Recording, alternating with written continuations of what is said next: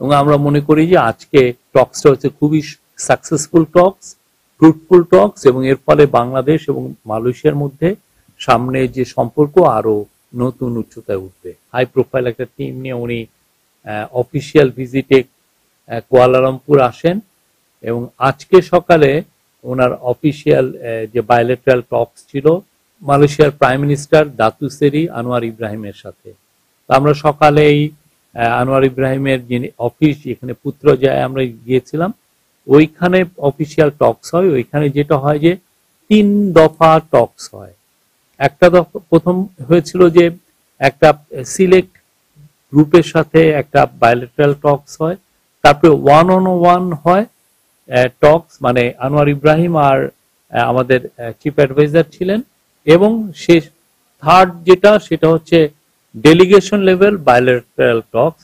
সেখানে আমাদের যারা সিনিয়র অফিসিয়াল যারাই এসেছিলেন ইনক্লুডিং অ্যাডভাইজার তারা সবাই ছিলেন। তার ওই পক্ষেও বাংলাদেশের আমাদের যে ভিজিটের মূল লক্ষ্য যেটা, যে বাংলাদেশের সাথে মালয়েশিয়ার যে সম্পর্ক দুই দেশই চাচ্ছে যে নতুন উচ্চতায় নিয়ে যেতে, এবং আমরা মনে করি যে আজকে টক্সটা হচ্ছে খুবই সাকসেসফুল টক্স, ফ্রুটফুল টক্স, এবং এর ফলে বাংলাদেশ এবং মালয়েশিয়ার মধ্যে সামনে যে সম্পর্ক আরো নতুন উচ্চতায় উঠবে। এই টক্স গুলোর মধ্যে মূল ইস্যুগুলো ছিল মাইগ্রেশন। আপনি জানেন বাংলাদেশি সরকারি হিসাবে 8 লক্ষ আছে, অনেকে বলেন যে এটার নাম্বার হবে 15 লক্ষ বাংলাদেশি এখানে কাজ করছেন। অনেকে এখানে আছেন সেকেন্ড হোম হিসেবে, অনেকে আছেন এখানে হাই স্কিল জায়গায়, অনেকে প্রচুর প্রফেসর আছেন, মালয়েশিয়ার প্রচুর ইউনিভার্সিটিতে বাংলাদেশি প্রফেসর, টিচার্স এবং প্রফেসর আছেন। তো মাইগ্রেশন নিয়ে কথা হয়েছে, মাইগ্রেশন ওয়েলফেয়ার নিয়ে কথা হয়েছে। আসিয়ানে আমরা সেক্টরাল ডায়ালগ পার্টনার হতে চাই, সেই বিষয়ে কথা হয়েছে।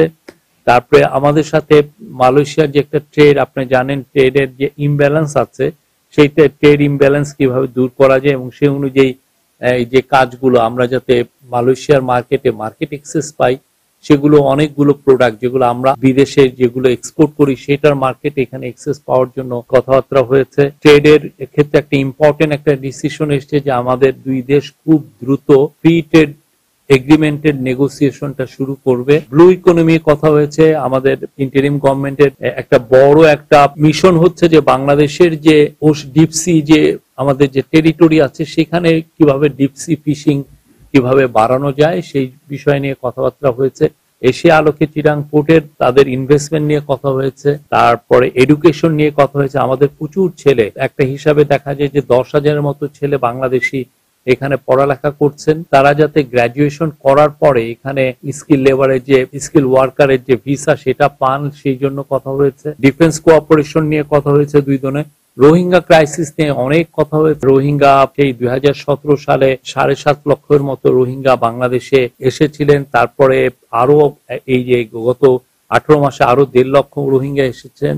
তো প্রায় মোর দেন 1 মিলিয়ন রোহিঙ্গা এখন বাংলাদেশে আছে। এই ক্রাইসিসটা আসলে দিনকে দিন, মানে আমরা এই ইন্টারিম গভর্নমেন্ট খুব চেষ্টা করছে যে এই ক্রাইসিসটা কিভাবে রিজলভ করা যায়, এবং এই রিজলভ করানোর জন্যই আনোয়ার ইব্রাহিমের সাথে এই বিষয়ে আলাপ হয়েছে। মালয়েশিয়া বলেছে যে তারা আমাদের সাথে থাকবে, এবং আমাদের সাথে ওরা এবং ইন্টারন্যাশনাল যারা এই বিষয়ে যারা ইনভলভ সবার সাথেই তারা এঙ্গেজড হবেন। হালাল ইকোসিস্টেম নিয়ে কথা হয়েছে। মালয়েশিয়ায় 14টার মতো হালাল ইন্ডাস্ট্রিয়াল পার্ক আছে যেখানে ওরা হালাল ফুড তৈরি করে, হালাল কসমেটিক্স তৈরি করে। এই 14টা ইন্ডাস্ট্রিয়াল পার্ক, এরকম পার্ক যাতে বাংলাদেশে আমরা করতে পারি সেটা নিয়েও কথাবার্তা হয়েছে, এবং ওদের সাথে খুব আমরা বলবো যে খুবই ফ্রুটফুল একটা ডিসকাশন হয়েছে।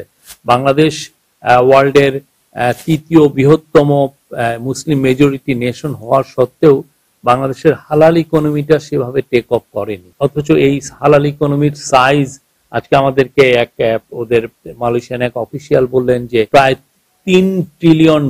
তো এই $3 ট্রিলিয়ন আমরা কিভাবে এই মার্কেটটাকে কিভাবে এক্সপ্লোর করতে পারি, এবং সেক্ষেত্রে বাংলাদেশের প্রতিষ্ঠানগুলো যারা হালাল পণ্য উৎপাদন করবেন বা রপ্তানি করবেন তাদের সার্টিফিকেশনটা কিভাবে হবে, কিভাবে তারা ফ্যাক্টরিগুলোকে মানে হালাল সম্মত করবেন, সেগুলো নিয়ে খুব ভালো ডিসকাশন।